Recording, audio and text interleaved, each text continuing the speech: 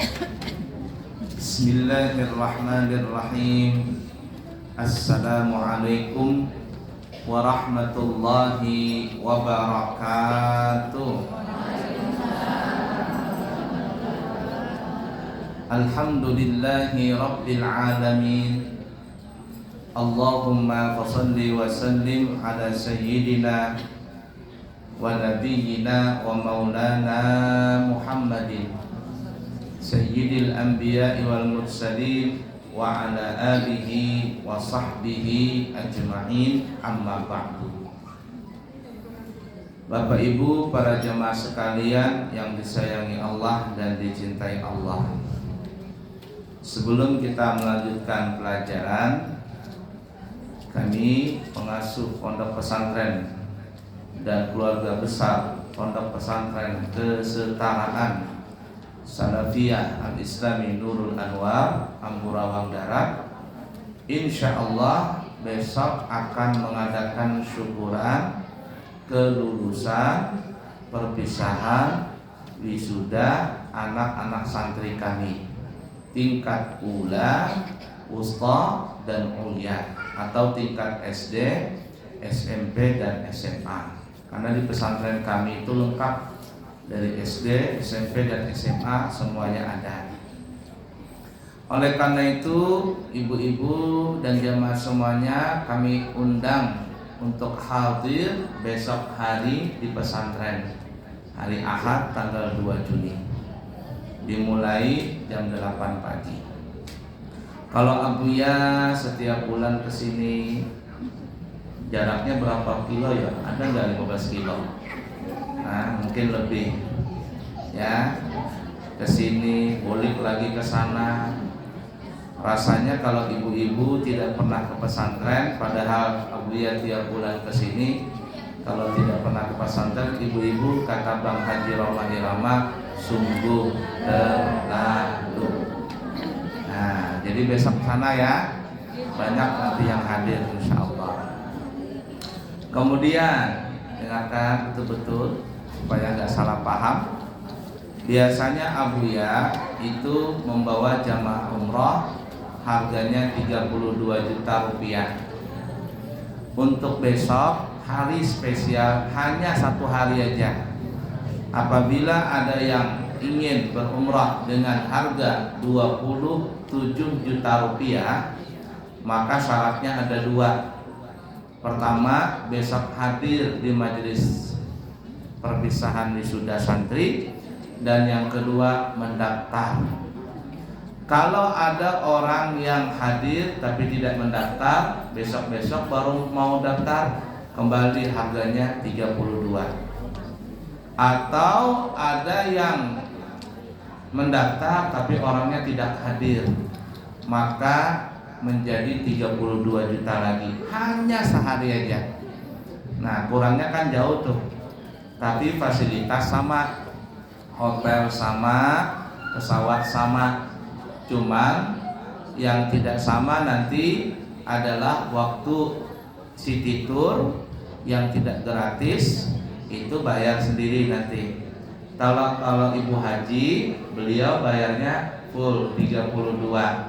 Jadi nanti gratis, kurma gratis 3 kilo, ke Jabal Nur gratis, ke museum ke Museum Al-Quran gratis, ke Jabal Mahnet gratis, ke Taif gratis.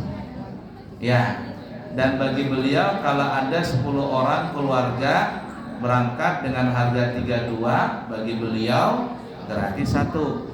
Nah, baru sekarang beliau mengumpulkan baru 2 orang nih.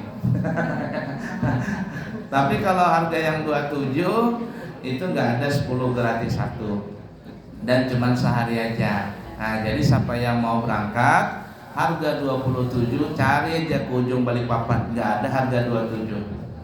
Ada mungkin 28, 29, tapi pesawatnya nggak tahu, hotelnya jauh mungkin, nah nggak tahu.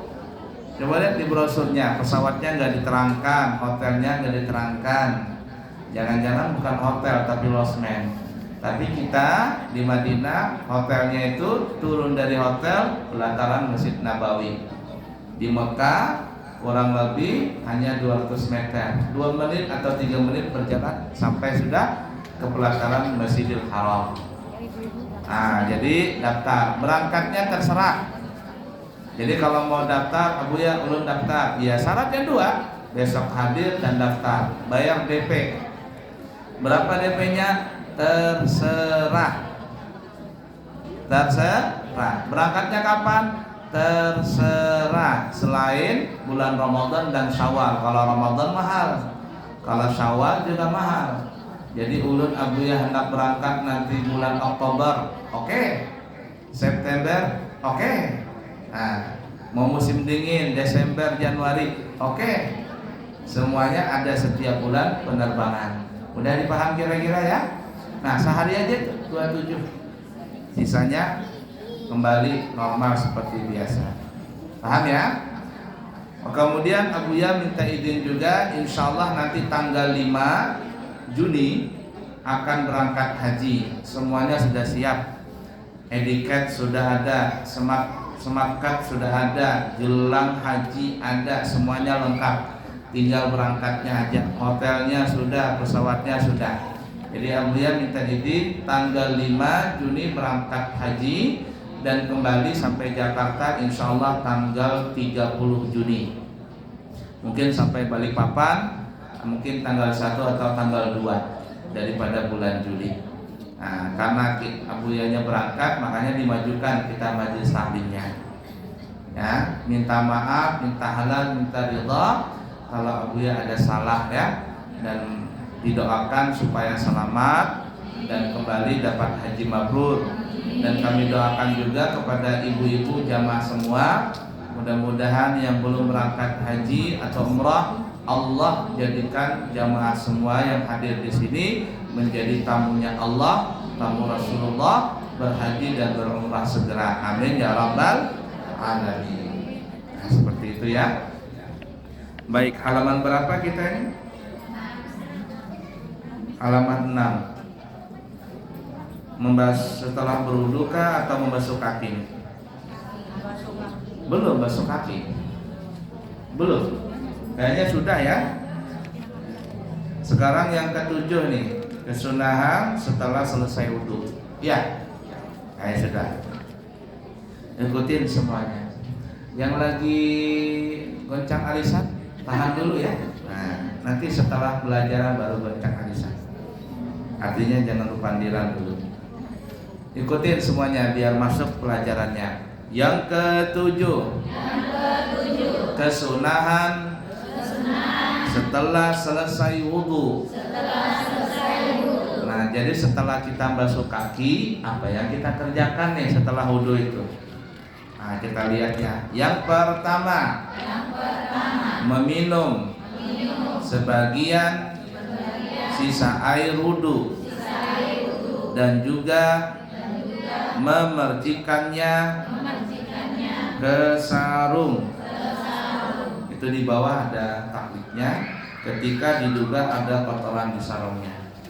Bagaimana maksudnya ini? Nah, jadi ibu-ibu kalau kita wudu nih ya, wudu di rumah sendiri ya. Wudu, setelah selesai wudu ada sisa air wudu di keran kah di apa, itu boleh kita minum sedikit saja, seteguk atau apa. Tapi lihat-lihat, kalau sakit parut jangan diminum juga. Karena kan baju mantah nih. Ya, apalagi baju kotor jangan. Maksudnya baju agak keruh jangan ya. Nah, ini kalau yang seperti ini bisa kita lakukan kalau kita berwudu dengan banyu mineral atau banyu orang Banjar, banyu bomati, banyu yang sudah dimasak. Nah, itu minum sedikit, sisanya ya. Kemudian dipercikan sedikit ke sarung atau ke baju. Supaya apa?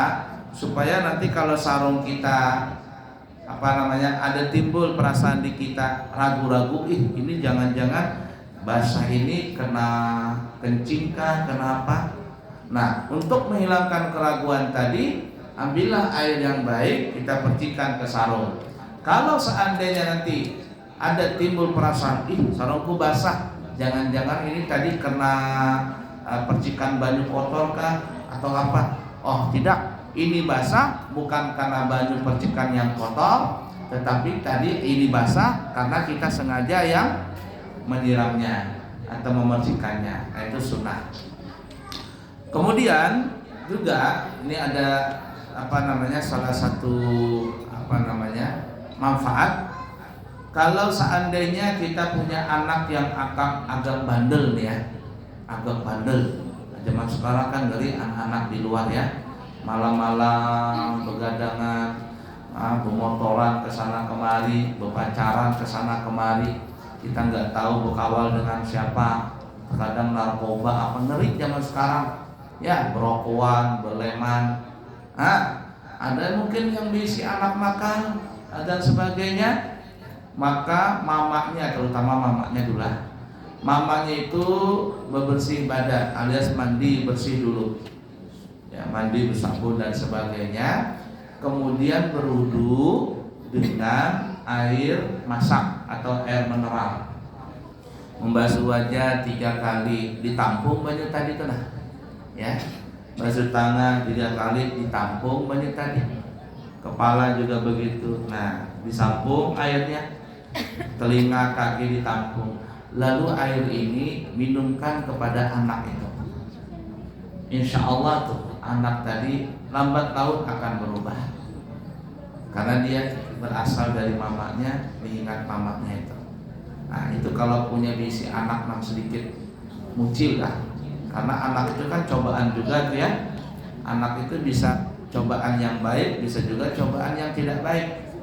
Nah jadi minumkan tadi. Apalagi kalau anak itu yang meminta seorang, mama pian wudu malah, nah wudu, dia yang minta sendiri, kesadaran dia sendiri. Masya Allah, itu anak luar biasa, dia punya kecerdasan luar biasa. Jadi pintar anaknya dan juga berbakti. Lihat aja seperti itu. Nah apalagi ditambah dengan wudu bapaknya, mama bapaknya gabung. Nah, tapi ingatlah sebelum wudu tadi apa ya? Mamanya tadi atau bapaknya ya, dan mama dan bapaknya mandi dulu bersih. Jangan nang habis begawi kemana begitu langsung wudu. Habis itu ada di mana namanya? Roma Irama lagi podcast apa namanya? Dengan Opik Kumis. Opik Kumis. Nah, Opik Kumis ini punya guru namanya Habib siapa gitu. Dibilang, Opik, ya Bib, ente sudah pernah nggak minum air wudhu mama ente? Belum pernah Bib. Kalau begitu ente pulang, cuci kaki mama ente itu, wudhu, minum airnya. Siap Bib, pulang deh. Opik Kumis kan langsung nurut-nurut aja. Nah kebetulan waktu itu ini Opik Kumis cerita dia masih kecil. Roma Irama tuh mendengar dia cerita itu tercengang begitu. Nah mamanya ini habis pulang dari mana begitu, kakinya becek, itu. Langsung dia panggil mamanya, mama duduk nih, mak duduk sini. Ada apa Bek? Itu tadi Abah Habib nyuruh aneh untuk minum air kaki, basuhan kaki mak. Nah, terus gimana? Ya sudah, dia ambil air. Ini kan Opik ini juga aneh-aneh juga ya. Dicuci kaki mamanya, entah wudhu atau apa. Kakinya tuh berlumpur-lumpur dicuci. Dia minum langsung. Tapi dia bilang sama Haji Roma Irama, Bang Haji katanya, itu dahsyat itu. Saya nggak ada sakit perut itu, nggak ada sakit perut, dan terbukti dia punya barakah dekat mamanya. Subhanallah, apa yang dia rasakan, apa yang dengan bekal itu dia rasakan sekarang keberkahan dari orang tuanya tadi. Tapi dia minta sama mamanya. Lalu dia cerita sama Habib, pulang cerita, sudah kamu Opik, sudah Habib, gimana? Ya lumpur-lumpurnya tak minum sekalian. Subhanallah. Nah, jadi kalau ada anak yang langsung minta orang tuanya berwudu, dia minum, Masya Allah, hati aja. Cuman kekanakan zaman sekarang mana ada begitu ya, minum bekas mamanya kada hakun diminumnya. Tapi bekas minum pacarnya diminumnya unggul badan kekanakan zaman sekarang. Iyalah. Bekas mamanya, bekas mana? Nah mau dia minum ganti kelas katanya. Tapi bekas pacarnya hakun minum. Padahal pacarnya kardus sikat gigi. Nah kekanakan zaman sekarang. Baiklah ya. Jadi seperti itu. Nah, kemudian yang kedua. Ikutin semuanya. Berdoa setelah wudu dengan menghadap kiblat dan mengangkat kedua tangan sekira bagian ketiak yang putih bisa terlihat. Ada nggak punya ketiak putih sama dia bilang? Istilahnya aja ya. Nah jadi ibu-ibu setelah selesai berwudu nih ya, selesai berwudu berdoa menghadap kiblat. Bagi laki-laki dan bagi perempuan setelah berwudu berdoa menghadap kiblat. Tetapi perhatikan betul-betul biar gak salah paham. Tetapi khusus bagi laki-laki berdoanya itu sambil mengangkat tangan. Mengangkat tangan ini ketiak sampai terangkat begini. Pandangan mata ke langit. Bagi laki-laki. Tapi bagi perempuan jangan begini. Cukup begini saja, pandangan mata ke atas. Ini khusus nih dalam wudu nih ya. Jadi kalau laki-laki begini model wudunya, berdoanya maksudnya angkat tangan sampai kelihatan ketiak, mata ke atas ke langit. Walaupun nggak kelihatan langsung, artinya ke pelapon nggak apa-apa begini, ya. Tapi kalau perempuan jangan mengangkat tangan, cukup begini saja, pandangan mata ke atas langit. Perhatian, di dalam masalah doa itu memang disunahkan untuk mengangkat tangan. Baik doa di luar sholat ataupun di dalam sholat, maksudnya waktu berkunut itu sunat mengangkat tangan. Adapun berdoa di luar sholat, cara mengangkat tangan itu boleh dengan dua cara. Yang paling baik nih ya, guru mengajarkan tuh dengan dua cara. Yang pertama dengan cara terbuka. Nih, telapak tangannya dengan cara dibuka begini. Kemudian pandangan mata ke tanah, ke tempat sujud. Nah, begini berdoa. Sebagaimana kita melihat ada orang minta-minta, itu kalau dia minta-minta, apalagi dia orang Banjar muhanya membari maras, itu biasanya dia minta begini, Tuhan, minta Tuhan, saya belum makan nasi Tuhan, 3 hari nggak makan nasi, cuma makan lontong. Ya, nah orang biasa begini minta, nah minta Tuhan. Begitu juga apalagi ke hadapan Allah. Kalau kita berdoa begini, boleh tangan terbuka, pandangan mata ke mana namanya, ke tempat sujud. Atau berdoa dengan cara menggabungkan dua telapak tangan dan pandangan matanya ke telapak tangan begini. Paham ya? Ini cara doa yang baik. Jangan berdoa itu tangannya taruh di paha. Amin. Amin ya Allah. Ya. Nah, jadi boleh begini. Kalau tangannya telapak tangan disapukan, pandangan mata ke telapak tangan. Tapi kalau dibuka, pandangan mata ke mana? Tempat sujud. Coba lihat Jokowi kalau berdoa, Jokowi begini. Kan ya?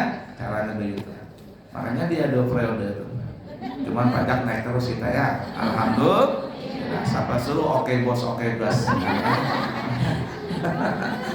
Nah, hari ini kan bayar beli gas pakai KTP kan sudah? Nah, oke gas ya. Gasnya mahal. Alhamdulillah. Orang Balikpapan ini bilang, orang Balikpapan ya, jadi ibu-ibu, mau gas mahal kak, mau mahal kak, yang penting barangnya ada. Kami tukari. Enggak, ya orang Balikpapan ini ya ada. minyak mahal, nggak apa-apa, kita gak ribut. Ya, ya? Yang penting barangnya dibeli. Hebat orang beli papan. Nangkut ciakan tuh bukan di luar aja. Ya, kita mah santai aja. Alhamdulillah. Mudahan sugih beratan. Sugih harta, sugih hati. Berumrah tiap tahun. Amin. Insyaallah. Apalagi tiap bulan, kalau tiap bulan umrah bisi travel seorang kan ya. Nah, sampai mana tadi kita? Nah, begini caranya ya. Tapi kalau berdoanya harapannya besar, gandal benar nih harapannya, maka boleh berdoa sambil begini, ngangkat tangan. Ini lakian ya, lakian. Kalau binian jangan. Harapannya besar, ya Allah, begini boleh. Ya, ini doa yang betul-betul dahsyat ini. Tenangis-nangis, ya Allah. Nah, seperti itu. Kalau Habib Umar tuh ya, Habib Umar kalau berdoa tuh sambil berdiri beliau, ya Allah, mengharap tuh. Nah, itu doa yang dahsyat, doa yang perlu minta besar. Tapi kalau doa yang standar aja, maksudnya amalia kita begini boleh. Ya, supaya khusyuk atau begini boleh. Lebih khusyuk begitu. Nah, itu doa di luar salat. Tapi kalau doa kunut ya, doa kunut itu jangan menghadap ke arah langit, jangan. Jadi kalau doa kunut kita boleh begini, pandangan mata ke tempat sujud. Kalau menyapukan, pandangan mata ke tangan. Tapi tidak boleh pandangan mata ke langit, makruh hukumnya. Kalau doa kunut. Tapi kalau di luar kunut, di luar salat tadi boleh begini. Bisa dipaham lah. Nah, yang kada baik berdoa tangannya di paha. Kada baik. Lah, kemudian khusus yang kita bicarakan tadi masalah wudu, selesai wudu, laki-laki walaupun buta kata ulama atau perempuan sunnah memandang pandangan itu ke langit waktu berdoa wudu nih. Dan bagi laki-laki sunnah untuk mengangkat tangan sampai kelihatan ya begini. Tapi kalau perempuan cukup begini saja. Ya, mudah dipaham. Apa doanya? Kalau kada hafal juga nih, umur sudah 50 tahun sudah atau berapa tahun kada hafal doa nih nah. Ya Allah, gimana ini? Nah, kita lihat doanya. Bacaan doanya adalah Asyhadu an la ilaha illallah wahdahu la syarikalah wa asyhadu anna Muhammadan abduhu wa rasuluh. Allahumma ij'alni minat tawwabina waj'alni minal mutatahhirin waj'alni min ibadikas salihin. Hafal kalau kada hafal ya hafal. Kalah sama cucu maka hafal dia baca doa. Nah, dihafal. Aku bersaksi sesungguhnya tidak ada Tuhan selain Allah. Hanya Allah semata, tidak ada sekutu baginya. Dan aku bersaksi sesungguhnya Nabi Muhammad adalah hamba dan rasulnya. Ya Allah, jadikanlah aku termasuk dari orang-orang yang bertaubat. Jadikanlah aku termasuk dari orang-orang yang suci. Dan jadikanlah aku termasuk dari hamba-hambamu yang saleh. Lengkap doanya.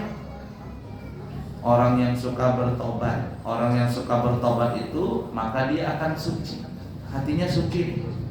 Kalau hatinya kotor nggak bakalan mau bertobat.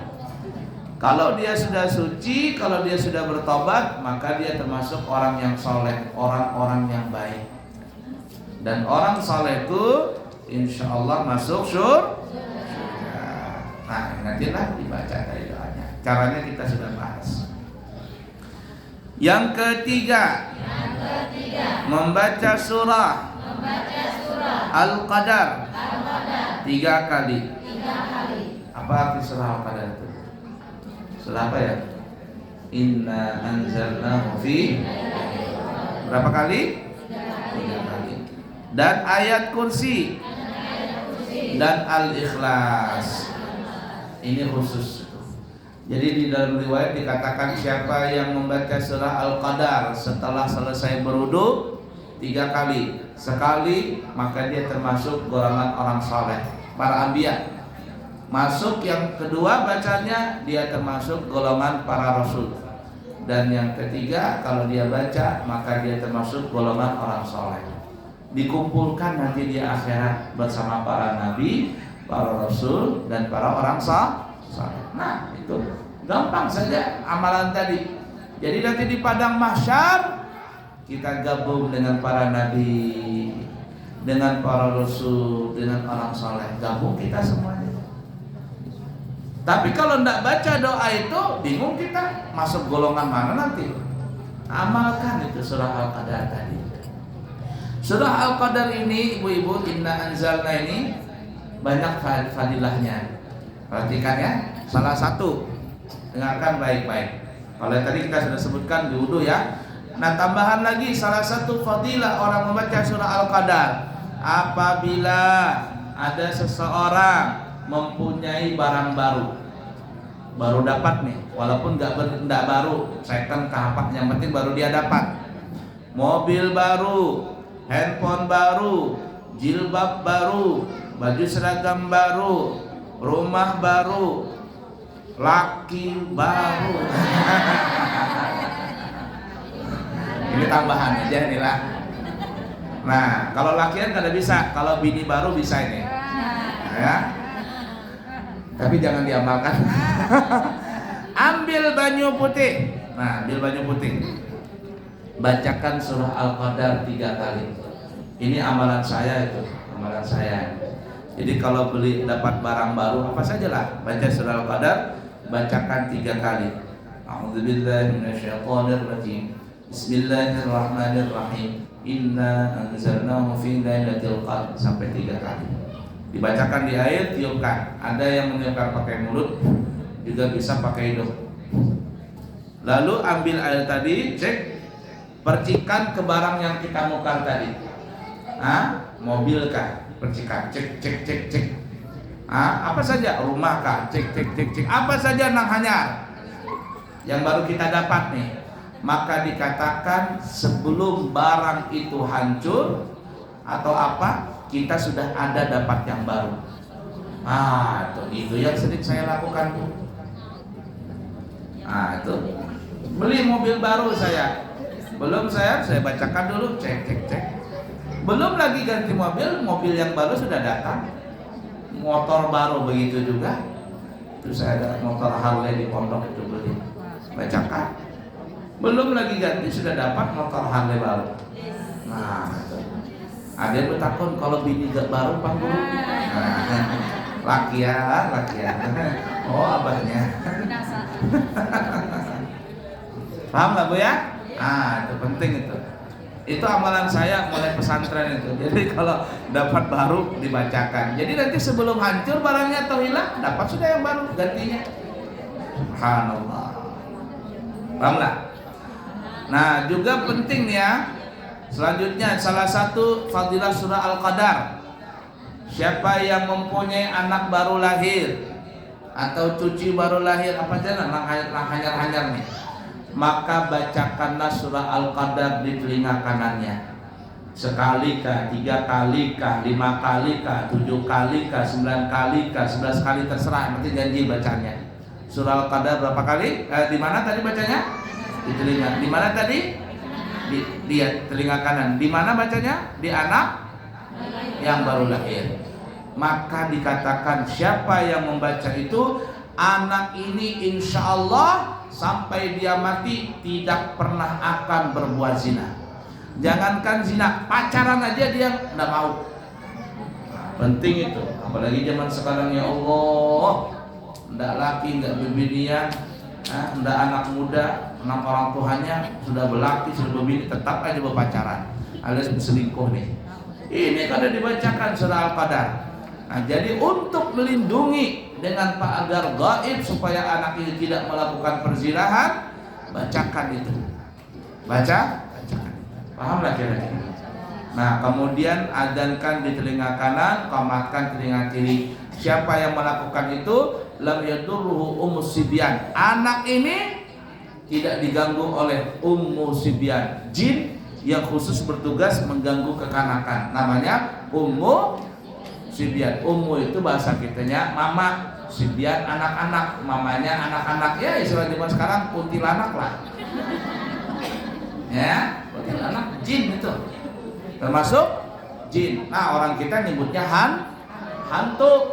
Jadi beda-beda tuh, ada hantu, ada jin, ada setan. Kalau setan tuh masuk ke aliran darah, menggoda kita supaya kita maksiat, supaya kita malas, lupa dengan Allah, berani lawan laki, kada baik lawan bini. Itu setan menggoda tadi.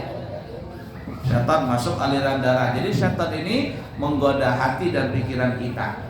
Tapi kalau jin kafir nih yang bahasa kitanya hantu, yaitu jin tadi yang menampak tuh nah itu jin namanya, kerasukan jin. Itu jin, kerasukan arwah si Pina. Itu bukan Pina. Itu jin korinnya, jin korin. Si arwahnya Pina sudah masuk ke alam barzakh. Nah, jadi kita ini nanti kalau meninggal dunia, ibu-ibu, ya meninggal, semuanya beratan nggak? Meninggal nanti. Tahu siapakah berdahulu? Ulun kah berdahulu? Pian? Apa ulun pian berdahulu? Atau ulun terdudi? Bisa? Atau terbalik? Ulun terdudi, pian berdahulu. Sama aja kalimatnya bukan balik. Nah, jadi kalau ada orang meninggal, jasadnya itu masuk ke alam kubur. Nah, kubur itu untuk jasad. Untuk arwahnya, rohnya itu namanya disebut alam barzakh. Barzakh ini terbagi dua. Untuk orang soleh namanya barzakh illiyin, orang-orang soleh nih. Kalau barzakhnya orang yang tidak yang jahat, yang ahli neraka, disebut namanya sijin. Makanya ada film Turki itu namanya film Sijin. Sijin itu bahasa Turki, bahasa Arabnya sijin. Apa itu? Penjara. Nah, ada pun yang keluyuran, Rupina masuk ke kawalnya, bukan diceret, dipukul pakai bala, sakit. Nah, itu jin korin kan itu, jin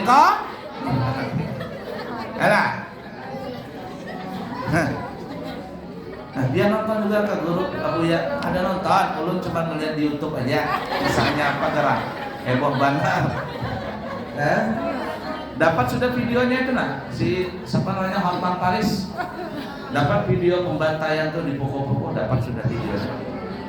Nah, jadi ketahuan siapa dalam dibalik itu berantakan. Nah, itu tadilah surah Al-Qadar. Lalu baca ayat kursi, baca surah Al-Ikhlas. Nah ya, nih Amalia bulan biar aku nasugi.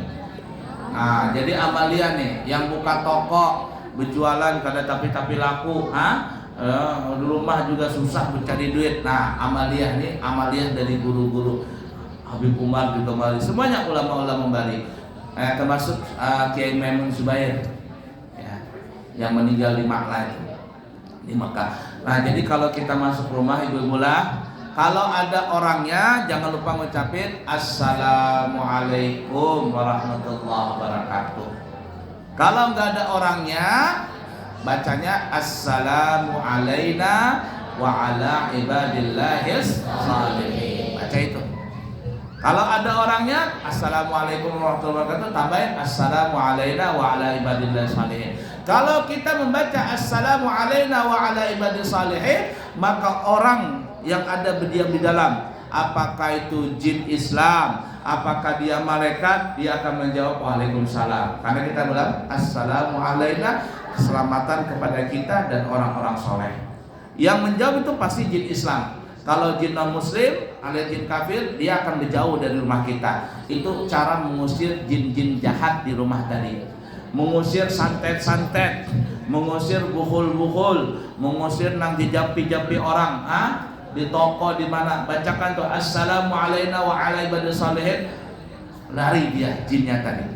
Pahamlah? Nah, kemudian baca ayat kursi sekali. Kalau baca ayat kursi ini untuk menjadikan sakinah, mawaddah, warahmah di dalam rumah tadi.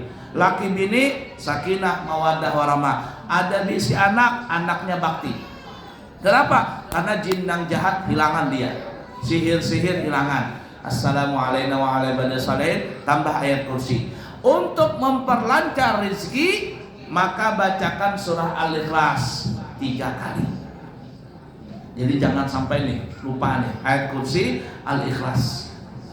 Nah, orang kita tambahin sholawat lagi, tambahin sholawat penting. Kalau buka toko adalah tambahin Al-Falaq dan An-Nas. Orang berdatangan tuh insya Allah, asalkan promonya bagus juga. Kalau ada promo sekali-sekali bikin promo gitu kan ya, seperti kami juga 32 sekali-sekali bikin promo 27 bujuru tuh datangan ya. Nanti sehari aja, nanti kita bikin lagi kapan begitu kan, bulan maulid kah apa kan, nanti ada lagi Abuya bikin 25 aja Abuya, tambah banyak sudah tangan tuh orang. Ada kuliah itulah. Yang keempat, salat sunnah wudu, yaitu salat yang dilakukan setelah selesai wudu. Sekira dianggap salat yang dinisbatkan ke wudu. Saat salat sunnah membaca surah Al-Kafirun rakaat pertama nih ya, dan Al-Ikhlas rakaat kedua setelah Fatihah ya. Salat sunnah wudu bisa digabungkan dengan salat yang lain dengan cara diniati kedua-duanya. Nabi kita Muhammad sallallahu alaihi wasallam pernah bertanya kepada Bilal, "Wahai Bilal, amalan apa yang kau kerjakan wahai Bilal?" Emang apa ada Rasul? Memang ada apa wahai Rasulullah? Jar Nabi, "Aku mendengar terompahmu itu suaranya sampai ke surga." Ikam masih di dunia, ketika berjalan itu terompahnya suaranya sampai ke surga. Orangnya masih di dunia, suara terompahnya sudah kedengaran di surga, alias masuk surga nih Bilal tadi. Bilal, ya Rasul, bahasa kitanya nih ya, engkau punya amaliyah apa? Ya Bilal, ya Rasulullah, aku punya amaliyah satu aja, nggak banyak-banyak. Kalau nang wajib jangan ditanya ya, puasa, sholat wajib jangan ditanya, itu sudah harga mati. Amalan apa wahai Bilal? Ya Bilal, ya Rasulullah, aku amaliyahnya adalah kalau selesai berwudu maka aku melaksanakan sholat sunnah wudu. Itu amaliyahnya. Nah jadi ibu-ibu, kalau kita selesai berwudu jangan lupa sholat sunnah wudu. Sholat sunnah wudu ini salah satu manfaatnya ibu bilang, apalagi dia yang berhadapan dengan orang banyak, yang pedagang, dia kan bertemu orang banyak lah. Apalagi yang youtuber apa itu? Apalagi yang namanya itu apa namanya yang iklan juga di YouTube tuh lah. Apa namanya?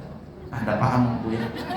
Nah, artinya yang bertemu dengan orang banyak supaya terlihat wajah kita itu glowing, walaupun hilang-hilang juga ya, jerawat. Tapi orang itu nyaman memandang kita. Ya, orang pada tahu nih lawan kita, tapi ketika melihat wajah kita dia langsung tergeletek. Amalannya apa itu? amaliyahnya adalah mengerjakan sholat sunnah. Habis wudhu sholat sunnah wudhu. Walaupun kita punya wajah hirang-hirang atau berjerawat atau sudah bintik-bintik, orang kadang memandang itu, orang memandang sir, rahasia di dalam muha kita itu. Dari mana cahaya itu? Dari wudhu digabungin dengan sholat sunnah. Itu boleh.